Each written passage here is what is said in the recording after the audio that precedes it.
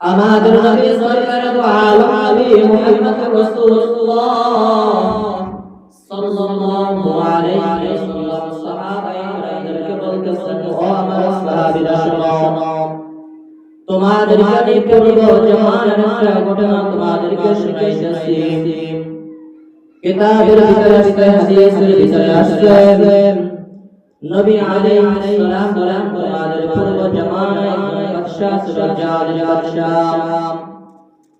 এই জালিম বাদশা যে কিনা ওই জামানার আহলে কিতাবের উপরে যারা ঈমান এনেছিলেন, অর্থাৎ যারা আল্লাহর বিশ্বাসী ছিলেন, আল্লাহকে যারা বিশ্বাস করত, ওই মানুষদেরকে কঠোরভাবে অত্যাচার করত, হত্যা করা হতো।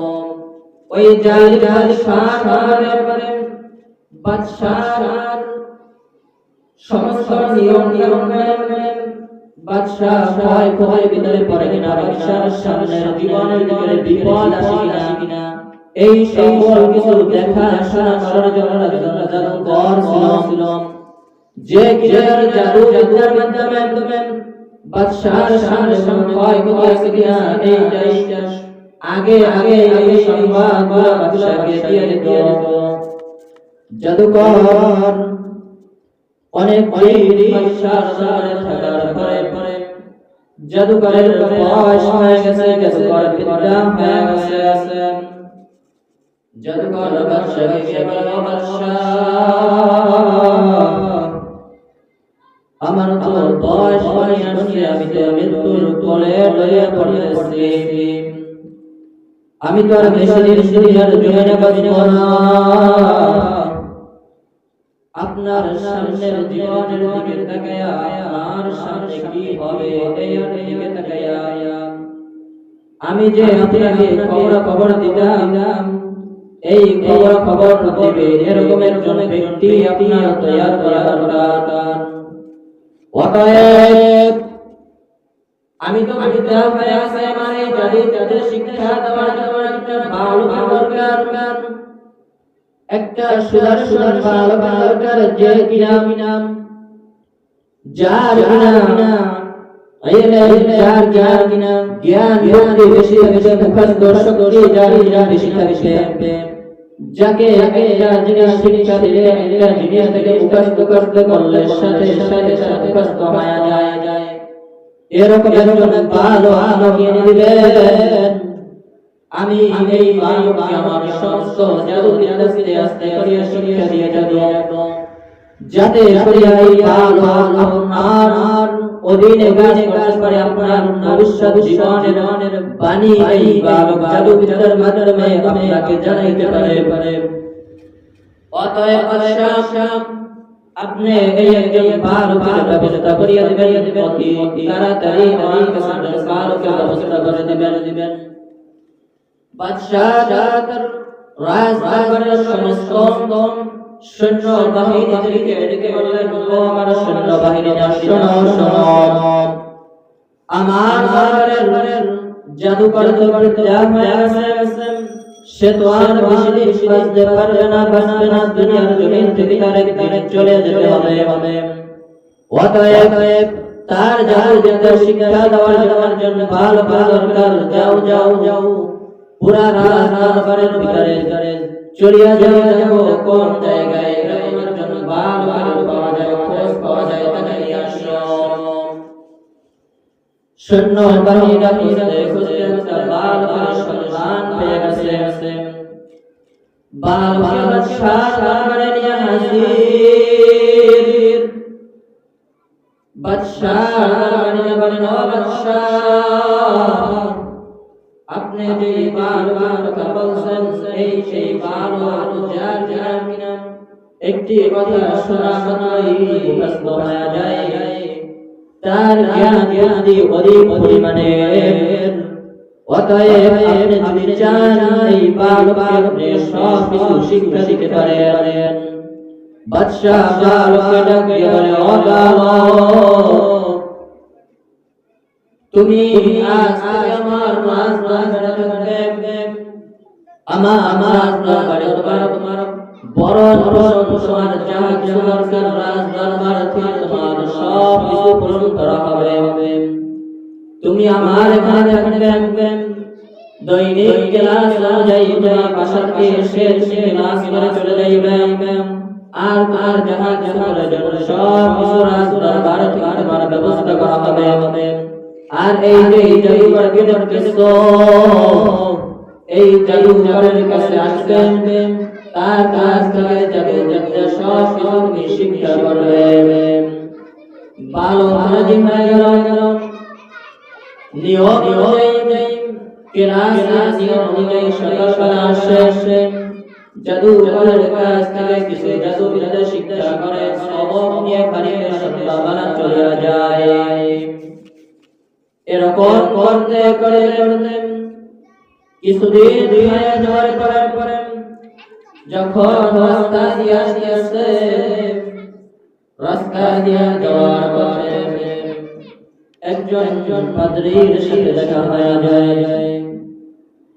পাদ্রীর সাথে দেখা হয়, পাদ্রীর কথা অনেক সুন্দর লাগতেছে।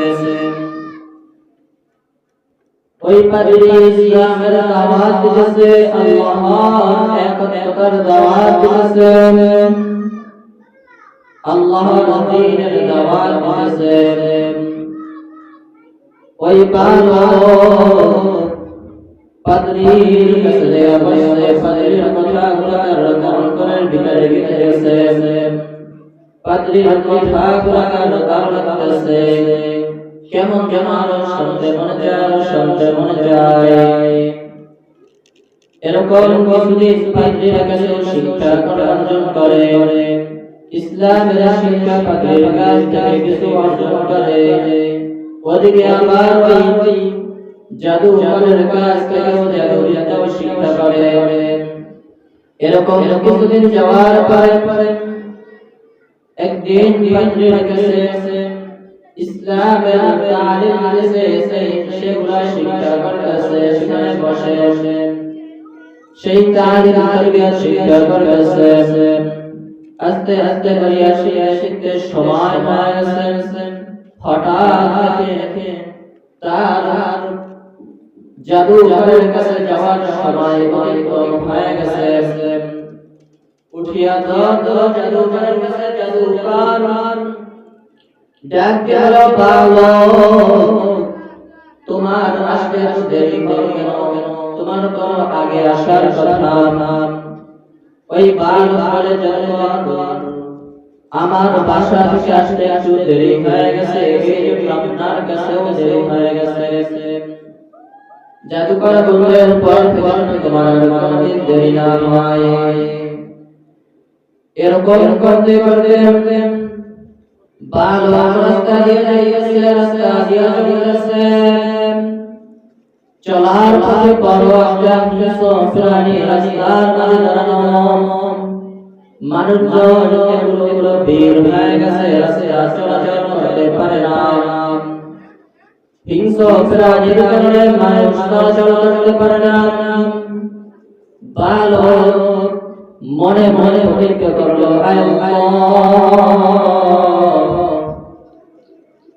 আপনার ধর্ম যদি সত্যি হয়, আপনি যে সত্যি হন, পাদ্রীর কথা যদি সত্যি হয়, তাহলে আমি হাতে পাথরের উপমা নিলাম, পাথরের পূজা নিলাম। এই পাথরের খণ্ডটা আমি ওই হিংস্র প্রাণীর গায়ে মারার সাথে সাথে যেন হিংস্র প্রাণীটা মারা যায়। আর যদি আপনি না হন, পাদ্রীর কথাগুলো যদি সত্য না হয়, ওই জাদুকরের কথাগুলো যদি সত্য হয়ে যায়, তাহলে যেন এই হিংস্র প্রাণীটা মারা না যায়। এই কথা বলিয়া বালক হিংস্র প্রাণীর দিকে পাথর নিক্ষেপ করল। সাথে সাথে হিংস্র প্রাণীটা খালি হয়ে গেল। পাশের লোকজন দেখিয়া আশ্চর্য হয়ে গেছে, কে এই বালক? আমরা এতগুলো মানুষ এখানে দাঁড়ানো এই বাঘ এই কিছু দেখে যায় নাই, কিন্তু এই বাঘ কিছু পাথর মারার সাথে সাথে কিছু প্রাণীকে মারা গেছে। এই বাঘ হচ্ছে সেই বাঘ অনেক আবে সবাই বাঘ কাছে বলে ও বালক, তুমি কোন আমল করো, তুমি কিসের বাদ করো, কার বাদ করো, যার কারণে তুমি আসার পরে পাথর পানি করার সাথে সাথে এই হিন্দু প্রাণীটা মারা গেছে। বড় কার দাসার করো, বারবার আমি একমাত্র আল্লাহ ইবাদত করি, যে আল্লাহর কোরআন ঈমান এনেছি, ঈমান আনার কারণে আল্লাহর দ্বীন সত্য হওয়ার কারণে, আল্লাহ সত্য হওয়ার কারণে তার নামে আমি পাথর নিক্ষেপ করেছি, যার কারণে বাঘ মারা গেছে, এই কিছু প্রাণীকে মারা গেছে। ওখান থেকে কিছু লোক ইসলাম গ্রহণ করে মুসলমান হয়ে গেছে। রাজদরবারে খবর হয়ে গেছে বালকের কারণে মানুষ মুসলমান হয়ে যায়। মানুষের অসুবিধা নিয়ে বালকের কাছে আসে। বালক আল্লাহর নামে মানুষের অসুবিধা, মানুষের রোগ ব্যাধি আল্লাহর নামে ফিরিয়ে দেয়, আল্লাহর নামে ভালো হয়ে যায়। রাজদরবারে খবর হয়ে গেছে ওই বাদশাহ বাদশার নিকট একজন সেনাপতি ছিল, যিনি অন্ধ, যে কিনা দুইটা চোখে একটা চোখে দেখে না অন্ধ ছিল। সেই সেনাপতি বালকের কাছে গেছিল, বালক তুমি তো রাজদরবারে ওই জাদুকরের কাছ থেকে জাদু শিক্ষা করবে, আজকে তুমি জাদু শিক্ষা করে এমন পণ্ডিত অর্জন করেছো, এত জাদু যার কারণে তার মাধ্যমে তুমি মানুষদেরকে সেবা দান করো, মানুষ তোমার কাছে আসে, সেটা ভালো হয়ে যায়। তুমি তো অনেক জাদু শিক্ষা করে অনেক আবেদ হয়ে গেছো। ও বালক, তুমি তো জানো আমি বাদশার সেনাপতি, আমি তো অন্ধ, তুমি ওই জাদু বিদ্যার মাধ্যমে আমার চোখের ভিতরে দুইটা হাত ঘোরায় যাতে আমার চোখ যদি আমি ফিরে পাই। বালক বলে, ও সেনাপতি তুমি শোনো, তুমি যেটা মনে করো আমি জাদু বিদ্যার মাধ্যমে, জাদু শিক্ষার মাধ্যমে মানুষদেরকে সেবা দান করি, এটা না। আমি আল্লাহর পরিমাণ এনেছি, এক আল্লাহকে আমি বিশ্বাস করেছি, যার কারণে সেই আল্লাহ পাক রব্বুল আলামিন মানুষদেরকে সেবা দান করে। আমি বারবার এখানে কোনো হাত নাই। যদি তুমি আল্লাহ পাক রব্বুল আলামিনের ঈমান আনতে পারো, তাহলে তোমাকে আমি আমার চোখ বড় করে দিতে পারি।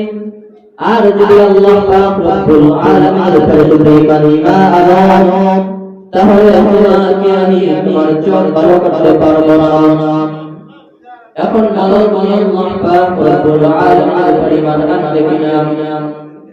সেনাপতি বলে, ও বালক, আমি জন্ম থেকে অন্ধ, রাজদরবারে রাজার নিকট সেনাপতি হয়েও আমার দুই চক্ষু দিয়ে রাজদরবারটাকে আমি দেখতে পারি না। এই পৃথিবীকে সৃষ্টি করেছেন, কত সুন্দর এই পৃথিবীকে সৃষ্টি করেছেন, এই পৃথিবীকে আমার চোখ দিয়ে আসি পর্যন্ত দেখার সামর্থ্য হয় নাই, দেখতে পারলাম না। অতএব আমি যদি আমার চোখ দিয়ে এই পৃথিবীকে দেখতে পারি, আমি যদি আমার চোখ দিয়ে ফিরে পাই, তাহলে যার তুমি চোখ ফিরে দেবা, যেই আমার চোখটা ভালো করে দেবে, আমি তার তোমার ঈমান আনবো, তাতে কোনো সন্দেহ নাই। বালক আল্লাহ পাক রব্বুল আলামিনের নিয়ম ওই সেনাপতির চোখের উপরে দুইটা হাত বুলাই দিয়েছেন। সাথে সাথে সেনাপতির চোখ দুইটা বড় হয়ে গেছে। সেনাপতি সুন্দর হয়ে চোখ দিয়ে পুরা দুনিয়াটাকে দেখতেছে, রাজ দরবারটাকে দেখতেছে। ওই যে বাবার চোখ বড় করে দিয়েছেন, তার চোখ দিয়ে দিয়েছেন। সেনাপতি বলে, ও আল্লাহ, তুমি যে আল্লাহর নাম নিয়ে আমার চোখ বড় করেছো, ওই আল্লাহর উপরে ঈমান আজ থেকে আমি আল্লাহর উপরে ঈমান এনেছি। ওই আল্লাহকে আমি আর কোনদিন ভুলে থাকবো না। ওই আল্লাহ পাক রব্বুল আলামিনের উপরে আমি আর কোনদিন শিরক করব না, তার সাথে তার অবাদত আমি আর করব না। ও ভাই, যেই বুঝাইতেছিলাম যে মানুষ বেঈমানদার হয়, মানুষের উপরে বিপদ আসবে, পরীক্ষা আসবে, তাদের সামনে কি হয়। যখন সেনাপতি মুসলমান হয়ে গেছে, চোখ বড় হয়ে গেছে, সেনাপতি দরবারে হাজির, বাদশার দরবারে হাজির। বাদশার নিকট সেনাপতি বাদশা বলে, তোমাকে আগে তোমাকে পরিবর্তন করতে কি? তোমার চোখের ভিতরে পরিবর্তন কি করেছো? তোমার চোখ কালো হয়েছে কিভাবে? সেনাপতি বলে না। সেনাপতির উপরে কঠোর অত্যাচার শুরু করে দিল। এক পর্যায়ে সেনাপতি বলল, আপনার দরবারে যে বালক জাদু বিদ্যা শিক্ষা করত, ওই বালক আমাকে চোখ বড় করে দিয়েছেন। বাদশা বলে, ওই বালক এরকম যেই বালক জাদু বিদ্যা শিক্ষা করে এত পবিত্র অর্জন করেছে, যার মাধ্যমে মানুষদের কাছে সেবা দিতেছে, ওই বালককে কেন? ওই ছোট বালক দরবারে হাজির হয়ে গেছে। বালক বলে, ও বালক, তুমি আমার দরবার থেকে জাদু বিদ্যা শিক্ষা করবে, যার তুমি পবিত্র অর্জন করেছো, সেই জাদু বিদ্যার মাধ্যমে তুমি মানুষদেরকে সেবা দান করতেছো। বালক বলে, বাদশা, আপনি শুনিয়া রাখেন, আপনার কাছ থেকে যে জাদু বিদ্যা শিক্ষা করেছে, আপনার রাজ দরবারে বসে যে জাদু বিদ্যা আমি পণ্ডিতের কাছ থেকে শিক্ষা করেছি, এর মাধ্যমে আমি মানুষদেরকে সেবা দিতে পারি না, এর মাধ্যমে আমি মানুষের রোগ মুক্তি করতে পারি না। আমি এক আল্লাহ পাক রব্বুল আলামিনের বাণী, এক আল্লাহ পাক রব্বুল আলামিনের উপরে ঈমান এনেছি, এক আল্লাহকে আমি বিশ্বাস করি, আর কাউকে আমি বিশ্বাস করি না। এক আল্লাহকে আমি খোদা মানি, আর কাউকে আমি দুনিয়ার ভিতরে খোদা মানি না। অতএব এই আল্লাহ পাক রব্বুল আলামিনের নামে এই সেনাপতির চোখ আমি বড় করেছি। ওই আল্লাহ পাক রব্বুল আলামিনের নামে মানুষের রোগ ব্যাধি বড় হয়ে গেছে। বাদশার চোখ বড় হয়ে গেছে। ছোট্ট বালক আমার উপরে কঠোরতা বাদশা করেছে। যে বালক আমার রাজদরবারে বসে খাওয়াইছে, সব দিয়েছে, সেই বালক আমার উপরে গুনাহ কথা বলে।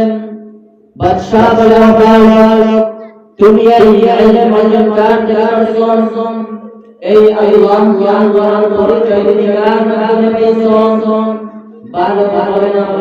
এক পর্যায়ে অত্যাচার করে বালক বলে, আমি ওই জায়গায় পাদ্রীর কাছ থেকে আমি ইলম অর্জন করেছি, ইলমে দ্বীন শিক্ষা করেছি, যা আমি আল্লাহ তাআলার পরিচয় পেয়েছি। বাদশা সৈন্যবাহিনীদেরকে অর্ডার করলো, যাও ওই সেনাপতিকে তুমি ডাক নিয়ে আসো, যাও ওই পাদ্রীকে ডাক দিয়ে আমার দরবারে নিয়ে হাজির করে আসো।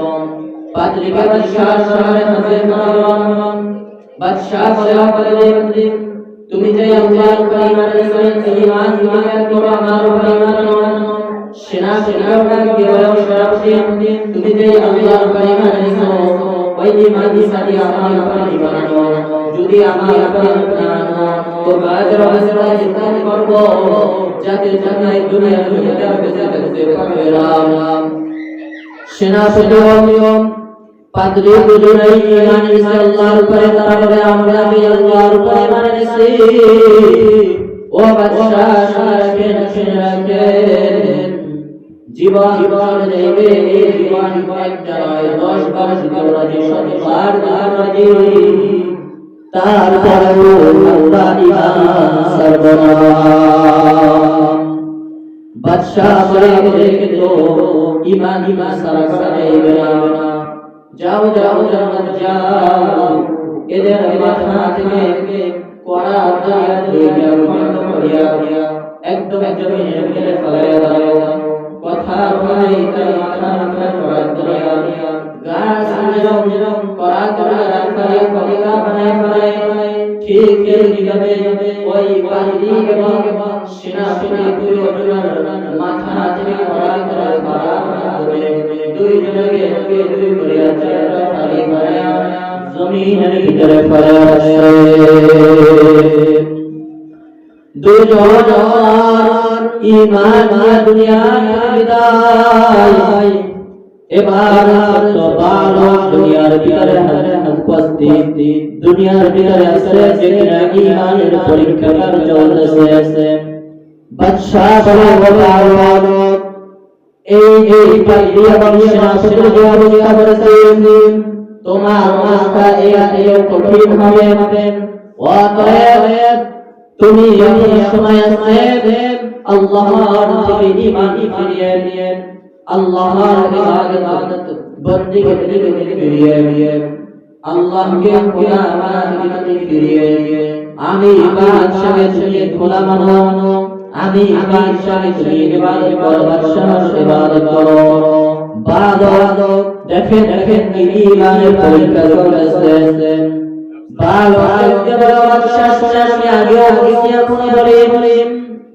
আমি আল্লাহ পাক রব্বুল আলামিনের উপরে ঈমান এনেছি, এই ঈমান আমি ছাড়ব না, যাতে আমার জীবন চলে যায়। আমি এই জীবন বারবার দেওয়ার জন্য রাজি আছি, তারপরেও আমি এই ঈমান ছাড়ব না। বাদশাহ বলে এই বারবার এভাবে ঈমান করা যাইবে না। যাও সংখ্যক সৈন্য বাহিনী বাইরে করে যাও পাহাড়ে নিয়ে যাও। যেই পাহাড়ের উপরে নিয়ে দুনিয়া এই পাহাড়ের উপরে ছেড়ে দিবে, এই বালক ঈমান এই বালক কিন্তু বন্ধ করবে আল্লাহর গুণগান, আল্লাহর প্রচার দুনিয়ার ভিতরে দিতে পারবে না। যাও সৈন্য বাহিনী পাহাড়ের চূড়ায় নিয়ে চলে গেল। বালক আল্লাহ পাক রব্বুল আলামিনকে বলেন, আপনি যদি সত্য হন আর ঈমান সত্য হয়, আমাকে আজকে হেফাজত করেন, আর কারো কাছে সাহায্য চাই না। আল্লাহ পাক রব্বুল আলামিনের রব পাহাড় থেকে উচ্চারণ হয়ে গেছে। সমগ্র সৈন্যবাহিনী মৃত্যুবরণ করেছে, ইন্তেকাল করেছে, কিন্তু এই বালক আল্লাহ পাক রব্বুল আলামিন রাজ দরবারে হাজির করিয়ে দিয়েছে। রাজ দরবারে হাজির হয়ে বালক সাক্ষী কিনারে মার বাদশাহ বলে মানার জন্য পাঠিয়েছে, এখানে আসলে বালক তুই আমাকে মারতে পারবি না। বাদশাহ আবার যাও অমুক সমুদ্রের নিয়ে করে নিয়ে যাও, সমুদ্রের মাঝে নিয়ে নৌকা সমুদ্রের মাঝে নিয়ে যাইবা। আর ওই সমুদ্রের ভিতর থেকে বালক ওখান থেকে হারাই দিবা। সমুদ্রের ভিতরে করে বালক দুনিয়া থেকে চলে যাইবে। আর বালক ভিতরে আল্লাহর নাম নিতে পারবে না।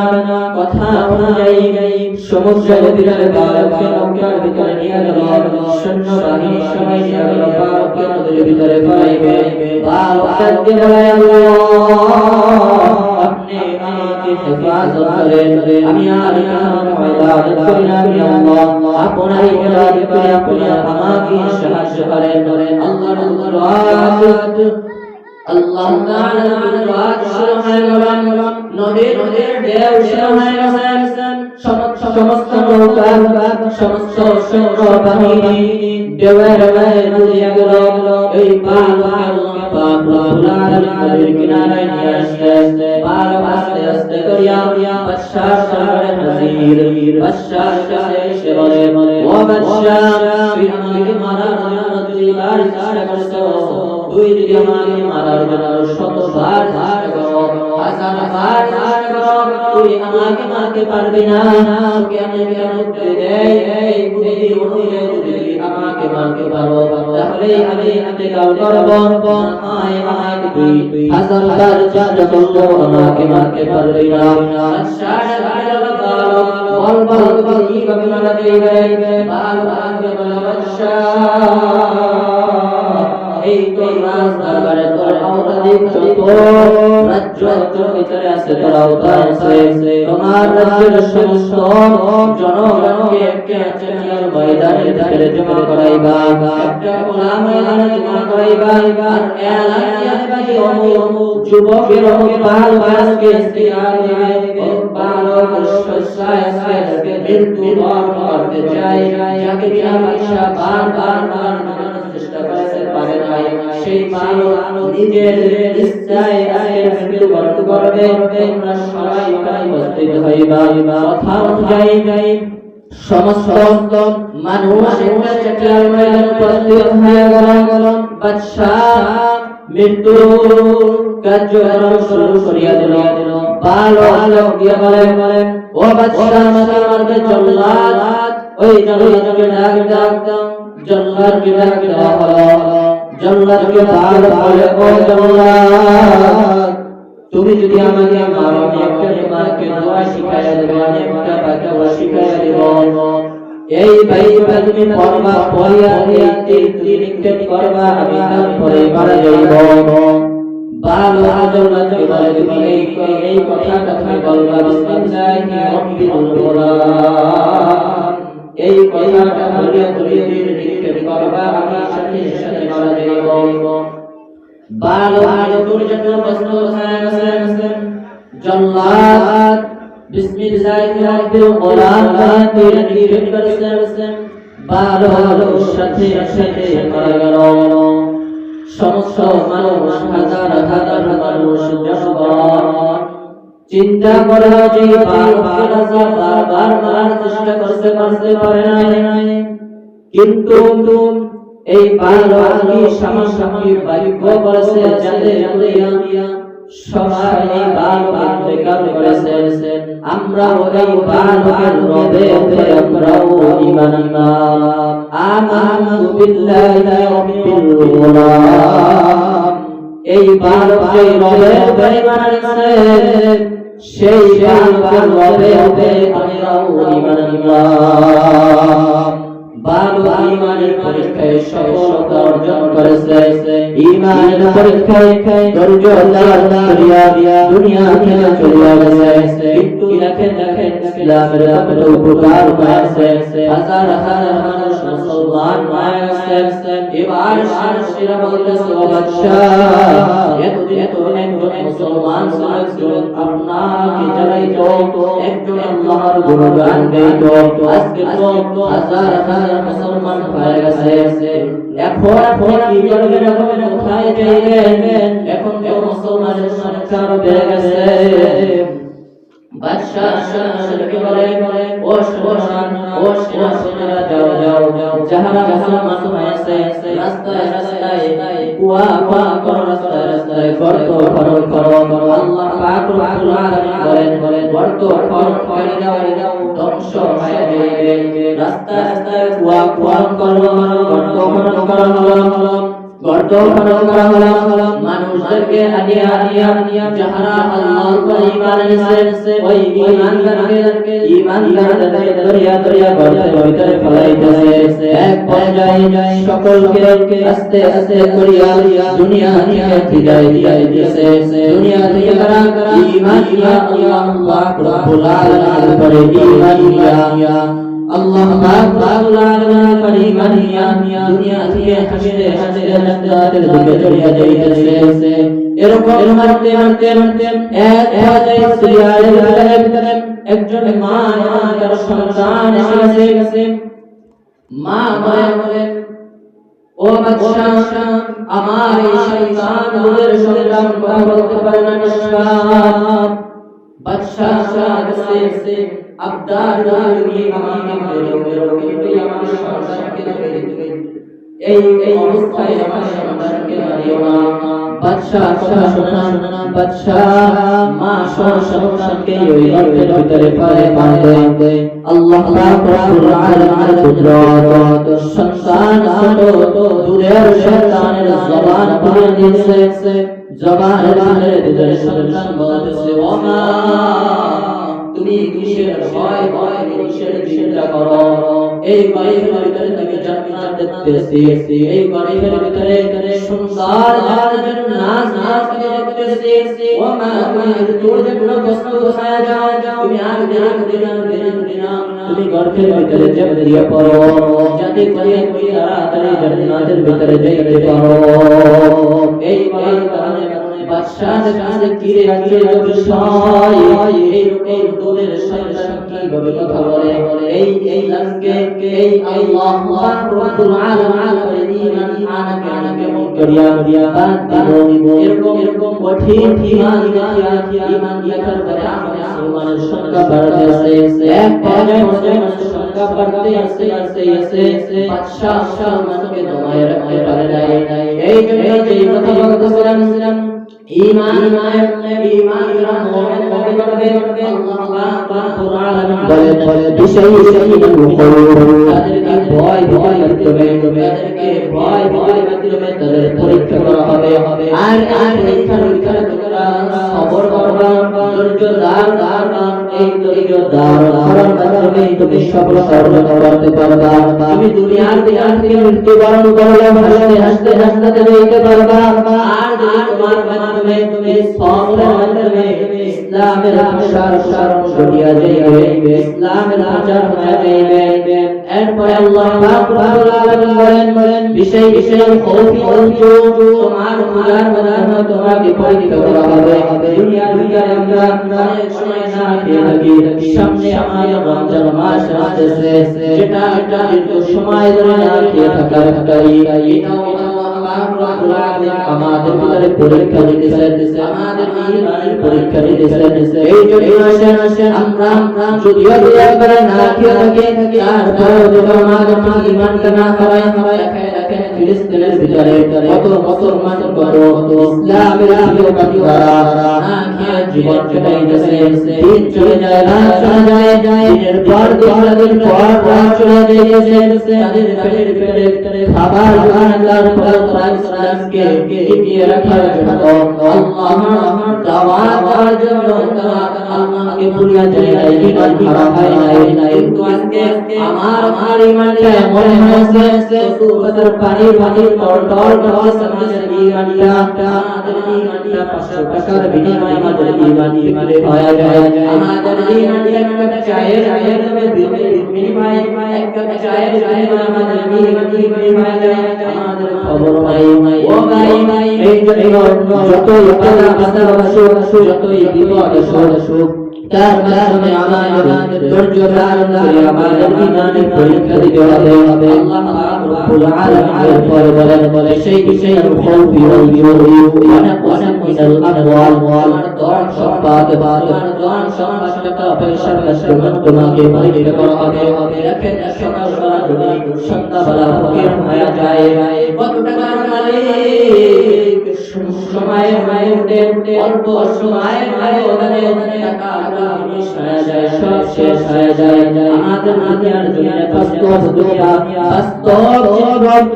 আমার যুগের ভিতরে দেখা বরিশালের ভিতরে এক ব্যক্তি কোটি টাকার বাড়ি নির্মাণে সেই বাড়ির যে চেয়ারে যে বসার সাথে শিকার অবস্থায় এসে মারা গেছে এমনকি ঘরের উৎপাদনটাও সে করতে পারলো না ঘরের ভিতরে আরামে সেই থাকার সুযোগ হলো না এরকম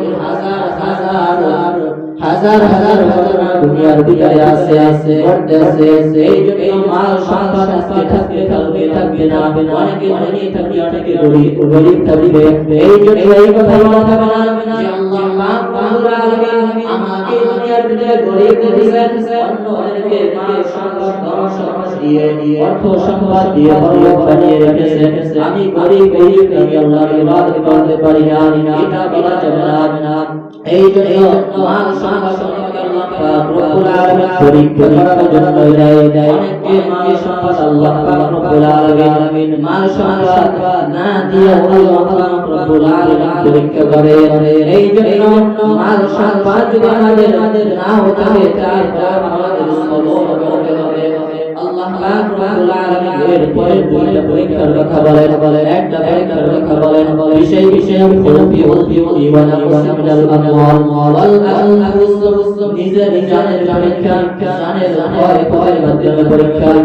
এখানে বিষয় উল্লেখ হয়, একটা নিজের জানের পরীক্ষা, নিজের সন্তানের পরীক্ষা, আপনার পরিবারের পরীক্ষা, হয়তো নিজের সন্তানের মৃত্যুর মাধ্যমে পরীক্ষা। অনেকের দেখা যায় সন্তান হয় না, হঠাৎ একটা সন্তান হয়েছে, সেটাও আল্লাহ পাকের ডাকে কিছুদিন পরে মৃত্যুবরণ করে দুনিয়া থেকে চলে যায়। এই জন্য অনেকে আল্লাহ পাক রব্বুল আলামিনের এই ওসিয়ত করিয়া ফেলায়। এটা করা যাবে না। সন্তান দেওয়ার মালিক আল্লাহ, জান দেওয়ার মালিক আল্লাহ, জানের ভয় নেওয়ার মালিক আল্লাহ। এর উপরে আমাদেরকে সবর করা লাগবে। এরপরে আল্লাহ পাক রব্বুল আলামিন বলেন ফসল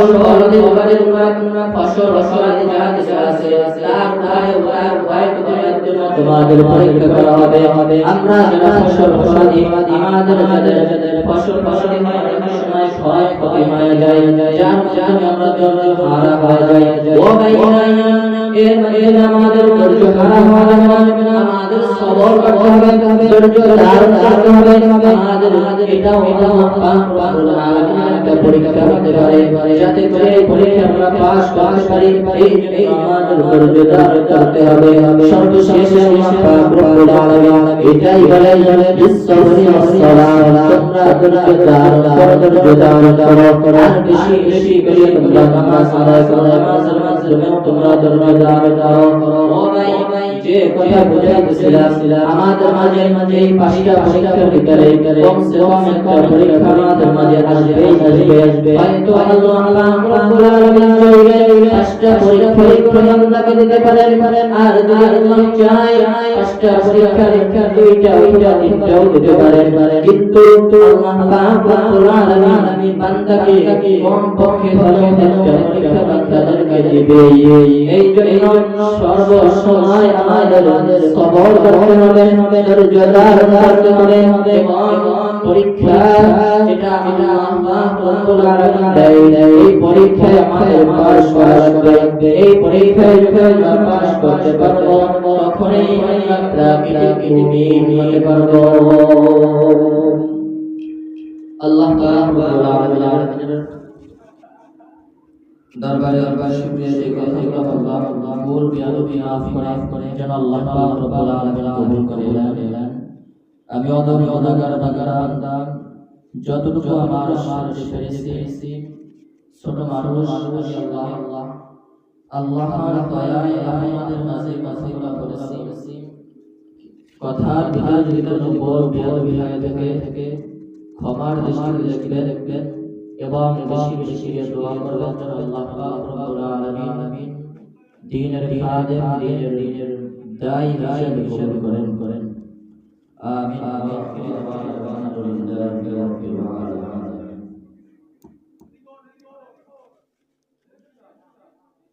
আমাদের